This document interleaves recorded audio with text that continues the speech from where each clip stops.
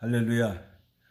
오늘 또 반갑고 행복하고 좋은 날, 주님이 기뻐하시는 날인 줄로 믿습니다. 오늘 하루도 사시면서 얼마나 힘들고 고생이 많으셨습니까? 말씀 속에 위로가 있기를 주의 이름으로 축복합니다. 오늘은 신명기 28장 삶으로 드리는 1000번째 652번째 신명기 69강입니다.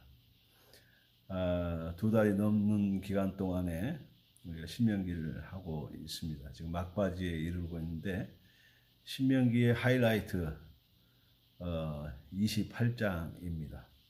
다 좋아하는 말씀이죠. 자, 신명기 28장의 핵심 키워드가 뭐죠? 복과 화 두 가지입니다.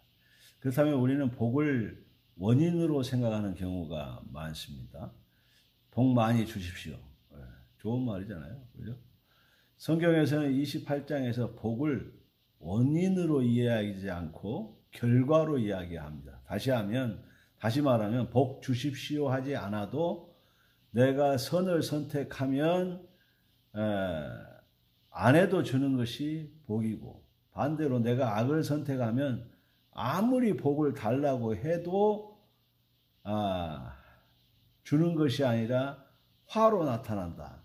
그래서 복과 화는 자동으로 나타나기 때문에 그것을 달라고 기도하는 자체가 때로 잘못된 기도가 된다는 것입니다. 자, 우리는 복을 주십시오라고 기도를 많이 합니다. 그것이 원인이 될 때는 가능한데 복과 화는 원인이 아니고 결과로 주어지는 것입니다. 이것이 신명기 28장에서 말씀하고 있는데요.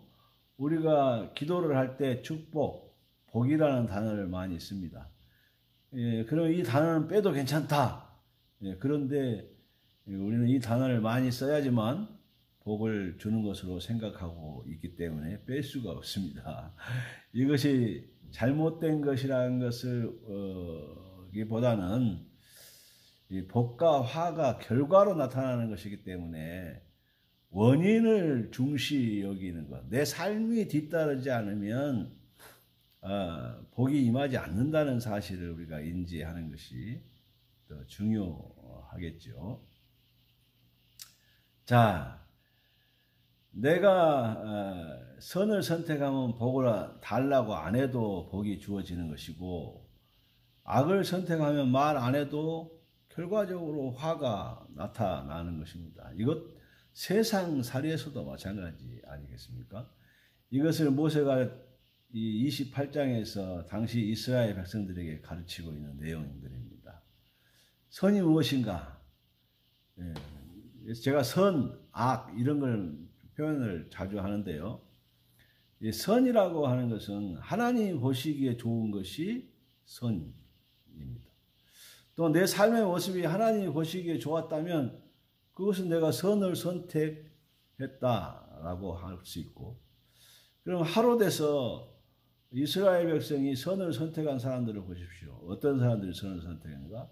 전쟁은 여호와께 속한 것인즉, 또 전쟁은 하나님이 하신다고 생각하는 사람, 이 사람들이 선을 선택한 것이고, 전쟁은 내가 해야 된다고 생각하고, 사람이 해야 된다고 생각하고, 무기가 해야 된다고 생각하고, 무기가 없으니까 나는 약하다고, 그래서 나는 진다고, 이렇게 생각하는 사람은 악을 선택한 것이 된다라고 하는 겁니다. 자, 하나님이 기뻐하지 않죠. 그래서 선은 어떤 것이냐, 악은 어떤 것이냐, 우리 생각에서, 우리 삶에서 결정되는 것이죠. 그 사람들은 나중에 화로 나타납니다. 그래서 화와 복은 원인이 아니라 결과다. 우리가 머릿속에 집어넣어야 됩니다.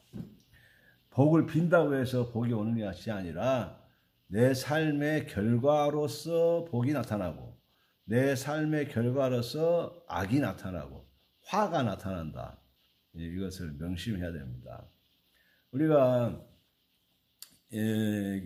365일 교회에서 설교를 듣지만 이런 얘기는 처음 듣잖아요. 예? 왜 그럴까요? 왜 이런 얘기를 안 해줄까? 목사님이 복을 빌어줘야 복을 받는다고 생각을 해요. 맞죠?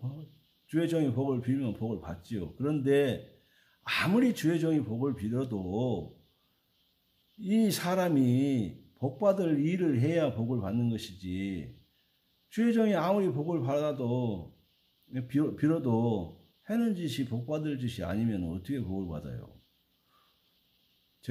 저 동기 목사가 지가 큰 교회 부목사 같다고 저들 한번 오라고 그래서 밥 사준다고 해서 갔어요.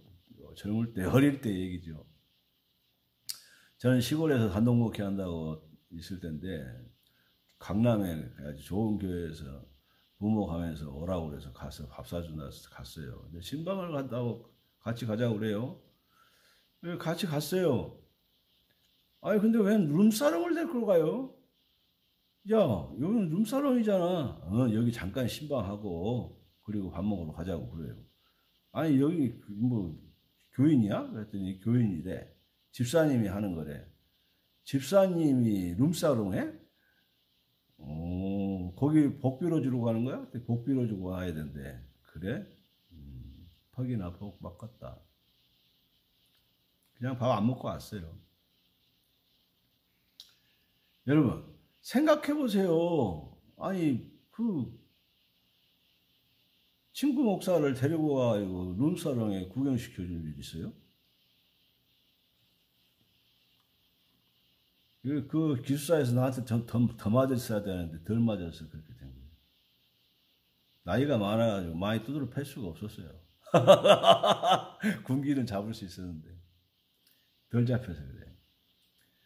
자, 어쨌든 우리가 하나님 말씀에 불순종하면 그것은 악을 선택하는 것입니다.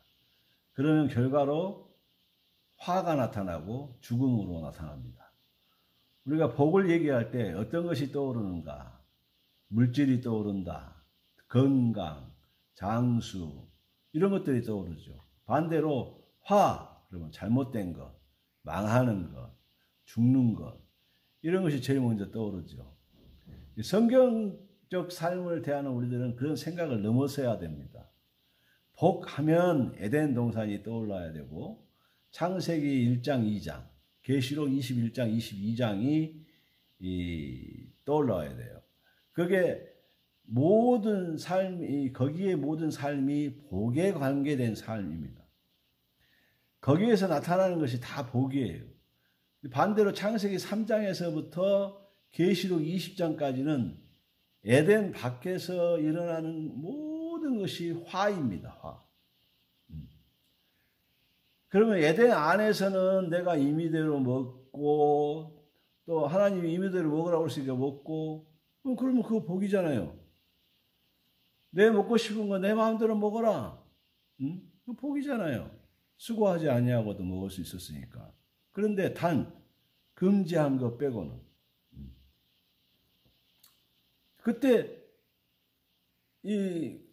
그때는 하나님 함께 하셨잖아요. 그런데 그때는 말씀과도 함께 했고 먹고 싶은 거 자기들 마음대로 먹고 이런 것이 다 복이잖아요. 우리가 복을 얘기할 때 창세기 1장 2장 외우세요. 창세기 1장 2장 계시록 21장 22장 이것이 최종적인, 그러니까 성경을 구속사적으로만 이해하면은 이런 대답이 나오기가 어려워요. 그런데 이 성경을 목적사적으로 이해를 하면 하나님께서 지금 계속해서 구약에서는 창세기 1장 2장으로 돌아가서 나와 함께 거하는 것, 나와 함께 하는 것을 하나님이 계속 원하셔요.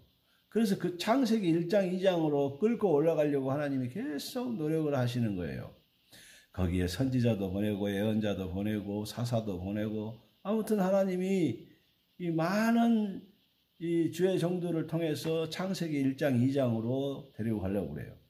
그런데 이제 예수님 이후에는 새 예루살렘, 거룩한 성 새 예루살렘, 이 계시록 21장 22장으로 최종적으로 우리를 인도하셔요. 그래서 그곳이 선을 선택한 자들에게 주어지는 복이에요. 그 세계에서 살게 하시겠다는 것이 목적입니다. 그래서 우리를 하나님께서 단순히 구속을 시키겠다라고 하는 구속은 한 일면이고 그 최종적인 결론은 하나님이 우리를 거룩한 성새 예루살렘으로 인도해서 그곳에서 하나님과 함께 우리와 함께 하나님이 우리와 함께 우리가 하나님과 함께 이 세계로 우리를 인도하시는 거예요. 그게 최종적인 복이에요. 그것을 우리가 성경을 읽어 나가면서 이해를 해야 돼요. 제가 신명기 끝나고 이제 요한계시록을 하려고 그래요. 여러분 요한계시록이 절대 두려움의 책이나 심판의 책이 아니에요. 그건 우리에게 주시는 기쁨의 복에 관련된 책이에요. 그래서 이 요한계시록을 잘못 읽다가 이단에 빠지고 그걸 쪼개서 해석 잘한다고 거기 쫓아다니다가 이단에 빠지고 그래서 가산탕진하고 인생 망하고 자 이단은 망한다. 그러나 그 재산은 남는다. 그래서 이단들이 계속해서 땅 사고 건물 사고 하는 거예요. 이단은 망해도 재산은 남으니까 왜 그런 데 갔다가 혹세무민하는 것들한테 쫓아다니면서 그런 걸 좋아하는지 모르겠어요. 정신 바짝 차리세요. 이게 거짓 선지자들이 지금 너무 많아요. 너무 많아. 뻔뻔해. 창피한지도 몰라요. 이만희 보세요. 얼마나 뻔뻔합니까? 지가 세상에서 제일 신앙생활을 제일 잘한대. 잘하기는 뭘 잘했나. 아이고, 정말로 망할 망자입니다. 그것들이 과거에처럼 공부 잘하는 사람, 행정고시 패스하는 사람들 군수 보내고 시장 보내고 했었으면 괜찮을 텐데, 이게 이제 국민 자치제가 돼가지고 우리 스스로가 이제 다 뽑잖아요. 그러니까 선거를 의식해서 인기를 의식해가지고 이제 뭐 숫자만 있다 그러면 거기 다 빌붙어요. 예? 우리 국회의원들 가운데 예수 믿는 사람이 몇 명인데 그런 거 하나 이제 해결 못 하는지 모르겠어요. 거기 가서 굽신거리고 표 얻으려고 구걸이나 하고. 그게 거지지. 그게 무슨 놈 집사고 장로예요? 예? 우리 믿는 사람들이 없이 살아도 긍지는 가지고 살고 자부심은 가지고 살아야죠. 예? 제가 카타콤에 들어가 가봤을 때에도 그 동굴 지하 7층에 살 때에도 자존심 하나로 버텼어요. 그 사람들은. 그 어떤 전쟁도 그들을 물리치지 못했어요. 믿음 하나를 지키기 위해서 그들은 목숨을 내걸었어요.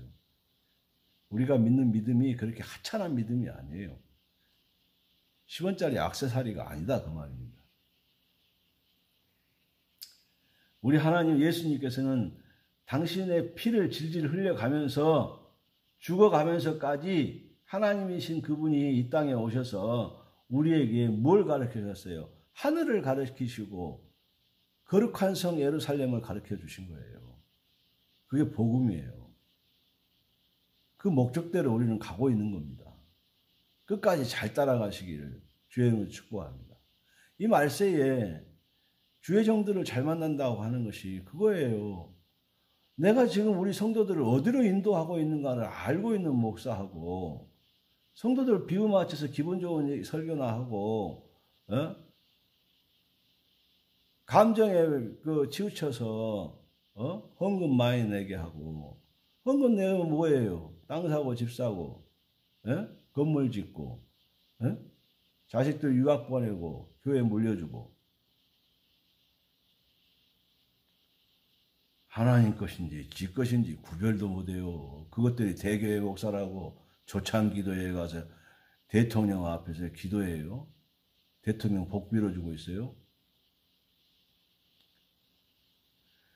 아이고, 자존심이라고 10원어치도 없어요. 우리 일천문제 식구들은 그러지 맙시다. 우리 아무리 없이 살아도 자존심은 있잖아요. 자존심. 예수 믿는 자존심. 하나님과 함께 한다는 자존심.